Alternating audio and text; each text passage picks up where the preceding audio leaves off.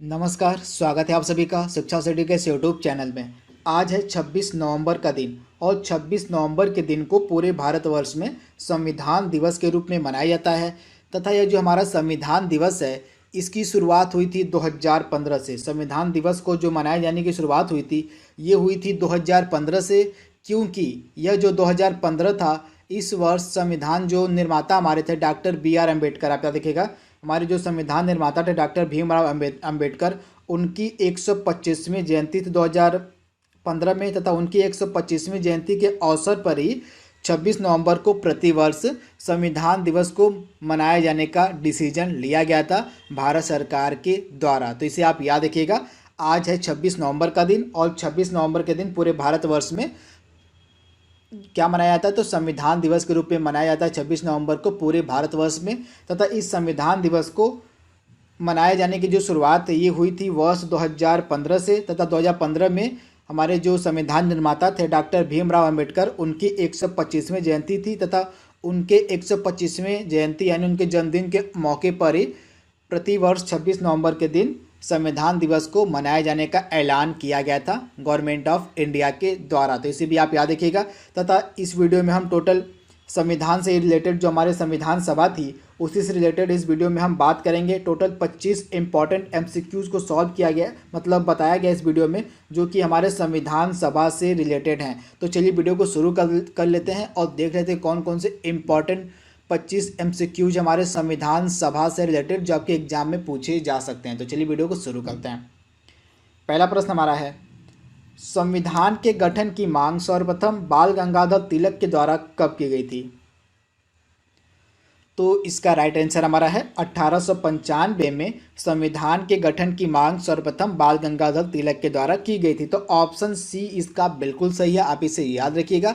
1895 में जो हमारे बाल गंगाधर तिलक थे इनके द्वारा स्वराज विधेयक पेश किया गया था। कौन सा विधेयक? तो स्वराज विधेयक के माध्यम से इन्होंने सर्वप्रथम बार संविधान के गठन की मांग की थी। तो इसे भी आप याद रखिएगा, ऑप्शन सी इसका बिल्कुल सही है। दूसरा प्रश्न हमारा है, संविधान सभा में किस रियासत के प्रतिनिधियों ने भाग नहीं लिया था? तो इसका राइट आंसर हमारा है ऑप्शन ए, हैदराबाद रियासत के प्रतिनिधियों ने भाग नहीं लिया था संविधान सभा में, यानी ऑप्शन ए इसका बिल्कुल सही है। अगला इंपॉर्टेंट है, संविधान सभा के गठन का विचार सर्वप्रथम किसने किया था? तो इसका राइट आंसर हमारा है ऑप्शन सी, स्वराज जो पार्टी थी उसके द्वारा सर्वप्रथम बार विचार किया गया था संविधान सभा के गठन का, यानी ऑप्शन सी इसका बिल्कुल सही, आप इसे याद रखिएगा। संविधान सभा के गठन का जो विचार है पहली बार स्वराज पार्टी के द्वारा किया गया था। तो ऑप्शन सी इसका बिल्कुल सही है। अगला इंपॉर्टेंट है, संविधान सभा का प्रथम अधिवेशन किस शहर में हुआ था? Most important. तो संविधान सभा का जो पहला अधिवेशन हुआ था यह नई दिल्ली में आयोजित किया गया था। तो ऑप्शन बी इसका बिल्कुल सही, आप इसे याद रखिएगा। संविधान सभा का टोटल 12 अधिवेशन हुआ था, जिनमें से इसका पहला जो अधिवेशन हुआ था यह नई दिल्ली में संपन्न हुआ था। तो इसे भी आप याद रखिएगा। तथा संविधान सभा के 7वें अधिवेशन में आप याद रखिएगा, संविधान सभा के 7वें अधिवेशन में राष्ट्रपिता महात्मा गांधी को श्रद्धांजलि दी गई थी। तो इसे भी आप याद रखिएगा, संविधान सभा के संविधान सभा के 7वें अधिवेशन में राष्ट्रपिता महात्मा गांधी को श्रद्धांजलि दी गई थी। तो इसे भी आप याद रखिएगा, मोस्ट इम्पॉर्टेंट। अगला है, डॉक्टर भीमराव अंबेडकर ने संविधान के किस अनुच्छेद को संविधान की आत्मा कहा है? काफ़ी इंपॉर्टेंट प्रश्न है। तो इसका राइट आंसर हमारा हो जाएगा अनुच्छेद 32 को डॉक्टर भीमराव अंबेडकर के द्वारा संविधान की आत्मा कहा गया है। तो ऑप्शन सी इसका बिल्कुल सही, आप इसे याद रखिएगा। अनुच्छेद 32 में है क्या? तो अनुच्छेद 32 एक फंडामेंटल राइट्स है जिसमें यह बताया गया है संवैधानिक उपचारों का अधिकार। अनुच्छेद 32 में क्या बताया गया है? संवैधानिक उपचारों का अधिकार। तो आप इसे याद रखिएगा, मोस्ट इंपॉर्टेंट। अगला है, संविधान सभा के कुल कितने अधिवेशन हुए थे? तो इसका राइट आंसर हमारा है संविधान सभा के कुल 12 अधिवेशन हुए थे तथा 105 बैठकें हुई थी। तो इसे भी आप याद रखिएगा, संविधान सभा के कुल 12 अधिवेशन हुए थे, 105 बैठकें हुई थी तथा 3 वाचन हुआ था। तो भी आपके एग्जाम में पूछा जा सकता है कि संविधान सभा में कुल कितने वाचन हुए थे? तो टोटल 3 वाचन हुए थे, 112 अधिवेशन हुए थे तथा 105 संविधान सभा की बैठकें हुई थी। तो इसे भी आप याद रखिएगा। अगला है, संविधान सभा ने संविधान को कब पारित किया था?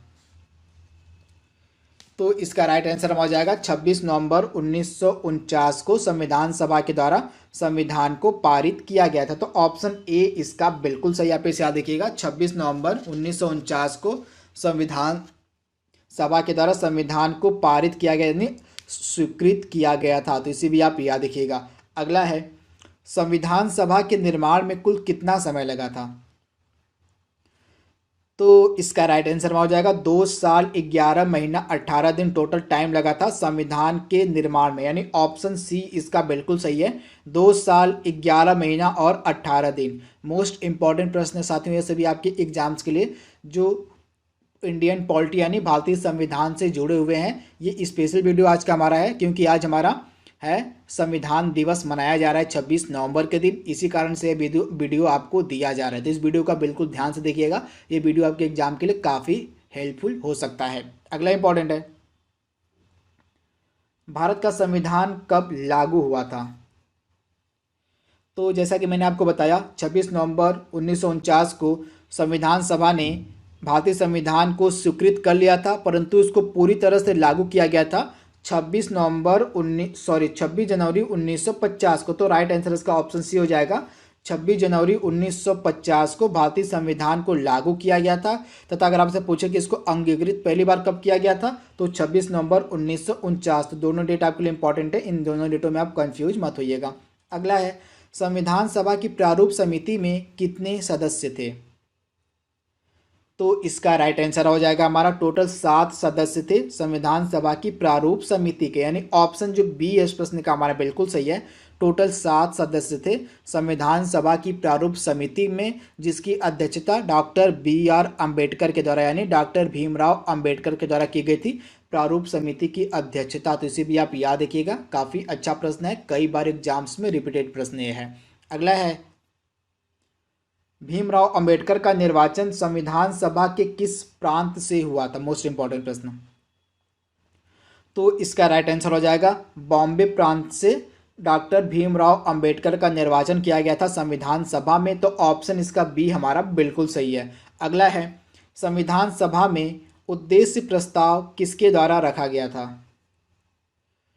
तो इसका राइट आंसर हो जाएगा हमारा संविधान सभा में जो उद्देश्य प्रस्ताव है यह रखा गया था पंडित जवाहरलाल नेहरू के द्वारा। तो ऑप्शन सी इसका बिल्कुल सही है। पंडित जवाहरलाल नेहरू ने 13 दिसंबर 1946 को उद्देश्य प्रस्ताव संविधान सभा के सामने रखा था। तो इसे याद रखिएगा, 13 दिसंबर 1946 को संविधान सभा के समक्ष उद्देश्य प्रस्ताव रखा गया था पंडित जवाहरलाल नेहरू के द्वारा। अगला है, स्वतंत्रता पश्चात गठित जो अंतरिम मंत्रिमंडल थी उसमें कानून मंत्री किसे बनाया गया था? तो अंतरिम मंत्रिमंडल में जो कानून मंत्री थे वो बनाए गए थे BR अम्बेडकर, यानी ऑप्शन जो ए इस प्रश्न का हमारा बिल्कुल सही है। अंतरिम जो कैबिनेट बनाए गए थे इसमें कानून मंत्री बनाया गया था भीमराव अम्बेडकर को। तो इसे भी आप याद रखिएगा। अगला है, शुरुआत में भारतीय संविधान में कुल कितने अनुच्छेद थे? मोस्ट इंपॉर्टेंट प्रश्न। तो जब हमारा संविधान बन के तैयार हुआ तब प्रारंभ में भारतीय संविधान में टोटल 395, यहाँ पे ऑप्शंस में थोड़ा मिसप्रिंट हो गया है, यहाँ पे इसका राइट आंसर होगा 395 आर्टिकल थे जब स्टार्टिंग में, जब हमारा संविधान बन के तैयार हुआ था तो उस समय हमारे संविधान में 395 आर्टिकल थे, 22 पार्ट थे और क्या बोलते हैं अनुसूचियाँ कितनी थी? तो 8 अनुसूचियाँ थी। तो इसे भी आप याद रखिएगा। जब हमारा संविधान पूरी तरह से बन के तैयार हुआ था तो हमारे संविधान में टोटल 395 अनुच्छेद थे। स्टार्टिंग में 22 भाग थे तथा स्टार्टिंग में 8 अनुसूचियाँ थी, परंतु अब प्रेजेंट टाइम में टोटल 465 से भी अधिक आर्टिकल हो चुके हैं हमारे भारतीय संविधान में। उसके बाद 25 भाग हो गए हैं अब प्रेजेंट टाइम में हमारे भारतीय संविधान में, तथा टोटल अनुसूचियों की संख्या 12 हो गई है। तो इसे भी आप याद रखिएगा, ये भी आपके एग्जाम में पूछा जा सकता है। अगला है, भारतीय संविधान के द्वारा नागरिकों को कुल कितने अधिकार यानी मूल अधिकार दिए गए? आपसे पूछा जा रहा है कि भारतीय संविधान के द्वारा भारतीय नागरिकों को कुल कितने मूल अधिकार दिए गए हैं? तो इसका राइट आंसर हो जाएगा हमारा ऑप्शन बी, यानी टोटल 6 मौलिक अधिकार दिए गए हैं भारतीय संविधान के द्वारा नागरिकों को। तो इसे आप याद रखिएगा, ये भी आपके एग्जाम में पूछा जा सकता है। कौन कौन से मूल अधिकार यानी फंडामेंटल राइट्स हैं? तो पहला हो गया समानता का अधिकार, समानता का अधिकार कौन से आर्टिकल से है? तो पहला जो अधिकार है समानता का अधिकार यह है 14 से लेके कब तक? तो 14 से लेके अनुच्छेद 18 तक है समानता का अधिकार। दूसरा हो गया आपका अनुच्छेद 19 से लेके अनुच्छेद 22 तक, क्या याद रखिएगा, अनुच्छेद 19 से अनुच्छेद 22 तक है स्वतंत्रता का अधिकार। उसके बाद तीसरे नंबर पे है शोषण के विरुद्ध अधिकार, तो शोषण के विरुद्ध अधिकार है अनुच्छेद 23 से लेकर अनुच्छेद 24 के मध्य। उसके बाद जो चौथा मौलिक अधिकार है आपका वो है धर्म की स्वतंत्रता का अधिकार, तो धर्म की स्वतंत्रता का अधिकार है आपके पास 25 आर्टिकल से लेके 28 आर्टिकल के मध्य। उसके बाद पांचवा आपका मौलिक अधिकार है सांस्कृतिक और शैक्षिक अधिकार, तो ये दिया गया है आर्टिकल 29 से आर्टिकल 30 के मध्य।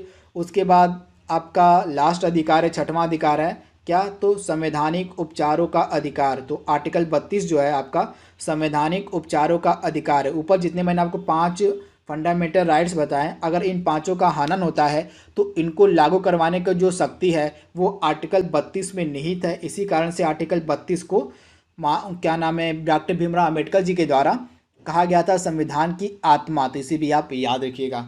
अगला है संविधान सभा के अनुच्छेद 19(1) के तहत कितनी तरह की स्वतंत्रता दी गई है? काफ़ी अच्छा प्रश्न है। तो हमारा जो भारतीय संविधान का आर्टिकल 19(1) है इसमें 6 तरह की स्वतंत्रताओं का जिक्र है, तो इसे भी आप याद रखिएगा। ऑप्शन सी, ऑप्शन बी इसका बिल्कुल से टोटल 6 तरह की स्वतंत्रताओं का जिक्र है अनुच्छेद 19(1) में। कौन कौन सी? पहला हो गया भाषण और अभिव्यक्ति की स्वतंत्रता का अधिकार। दूसरा हो गया शांतिपूर्ण तथा हथियार रहित सम्मेलन करने का अधिकार।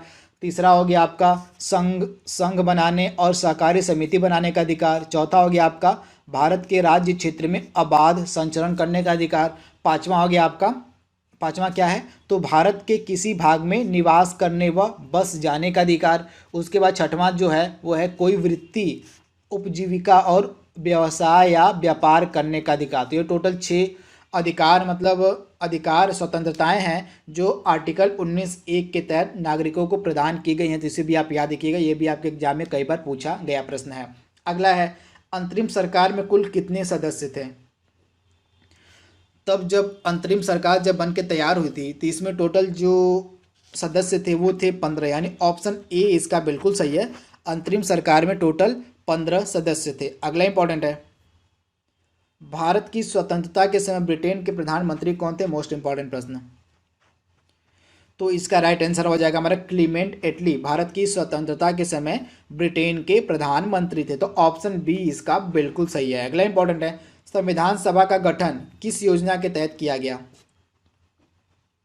तो संविधान सभा का जो गठन है यह किया गया था कैबिनेट मिशन योजना के तहत, तो ऑप्शन बी इसका बिल्कुल सही है। अगला इंपॉर्टेंट है प्रारंभ में संविधान सभा में कुल कितने सदस्य निर्धारित किए गए थे? तो इसका राइट आंसर हो जाएगा हमारे प्रारंभ में संविधान सभा में टोटल 389 सदस्य निर्धारित किए गए थे, तो इसे आप याद रखिएगा 389। प्रारंभ में संविधान सभा में सदस्यों का निर्धारण किया गया था, जिनमें से जो 292 सदस्य थे वो थे ब्रिटिश भारत के, 292 सदस्य इसमें से ब्रिटिश भारत के थे, और 4 जो सदस्य इसमें थे वो थे चीफ कमिश्नरी थे, और 93 सदस्य किसमें से थे? तो देसी रियासतों से। यानी 292 सदस्य कितने कहाँ से थे? तो ब्रिटिश भारत से, इसमें से 4 सदस्य थे चीफ कमिश्नरी से, और 93 सदस्य थे देसी रियासतों से। तो तब जब संविधान सभा बनी थी तो उसमें कुल सदस्यों का जो निर्धारण था वो किया गया था 389, तो इसे आप याद रखिएगा, जिनमें से 292 थे ब्रिटिश भारत के, 4 थे चीफ कमिश्नरी के, और 93 थे देसी रियासतों के। अगला है संविधान सभा की बैठक प्रथम बार कब आयोजित की गई?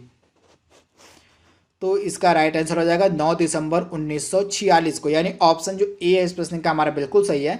9 दिसंबर 1946 को संविधान सभा की पहली बैठक का आयोजन किया गया था, तो ऑप्शन ए इसका बिल्कुल सही है। अगला इंपॉर्टेंट है संविधान सभा का अस्थायी सदस्य किसे चुना गया था? तो इसका राइट आंसर हमारा हो जाएगा डॉक्टर राजेंद्र प्रसाद को संविधान सभा का अस्थायी सदस्य चुना गया था, तो ऑप्शन बी इसका बिल्कुल सही है। अगला इंपॉर्टेंट है संविधान सभा का संवैधानिक सलाहकार कौन था? Most important. तो जो BN राव थे इनको संविधान सभा का संवैधानिक सलाहकार नियुक्त किया गया था। तो ऑप्शन इसका बी हमारा बिल्कुल सही है, BN राव को संविधान सभा का संवैधानिक सलाहकार बनाया गया था। तो ऑप्शन बी इसका बिल्कुल सही है। अगला इंपॉर्टेंट है, सॉरी यहाँ पे 25वां होगा और यहाँ पे 26वां होगा प्रश्न। 25वां प्रश्न हमारा क्या है, तो संविधान सभा की प्रारूप समिति का गठन कब किया गया था।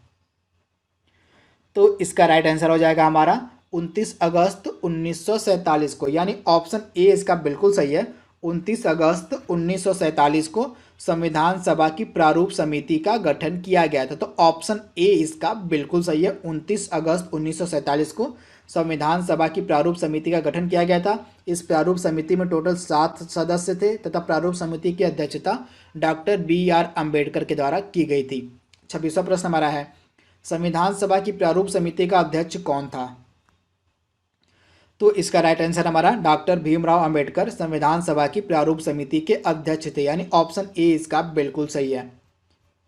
तो दोस्तों यहाँ पे हमने टोटल 26 इंपॉर्टेंट प्रश्नों को कवर कर लिया है जो आपके एग्जाम्स के लिए इंपॉर्टेंट थे, तथा ये जो सभी प्रश्न 26 थे ये भारतीय संविधान से रिलेटेड थे। तो आई होप आपको वीडियो जरूर पसंद आया होगा। तो आज के लिए बस इतना ही। Thank you, thanks for watching, thank you. Hello friends, जैसा कि मैं आपको रोज़ प्रमोशनल वीडियोस में बता रहा हूँ कि अनअकैडमी के सब्सक्रिप्शन जो हैं वो महंगे होने वाले हैं। तो मैं यही आपसे कहूँगा कि अगर आप सब्सक्रिप्शन लेने के मूड में हैं, अगर आप सब्सक्रिप्शन लेने के लिए प्रिपेयर्ड हैं, जो कि आपके ग्रुप डी के अब एग्जामिनेशंस हैं प्लस SSC के एग्जामिनेशंस हैं आपके, तो ज़रूर आप SSC कैटेगरी में जाके सब्सक्रिप्शन ले सकते हैं, जहाँ कि आप देख रहे हैं कि प्राइसेस जो है जल्दी बढ़ने वाले हैं और प्लस अभी आपको एक्स्ट्रा डिस्काउंट्स भी चल रहा है जिसके बारे में हम बताएंगे। तो जल्दी से सब्सक्रिप्शन ले लीजिए। बेनिफिट्स क्या क्या मिलेंगे कि आपको डाउट सेशंस को प्रायोरिटीज दी गई हैं, वो आपको मिल जाएंगे, लाइव सेशंस मिल जाएंगे, लाइव क्लासेस मिल जाएंगे, इंटरेक्टिव क्लासेस जिसमें मेरी भी क्लासेस दिखती हैं।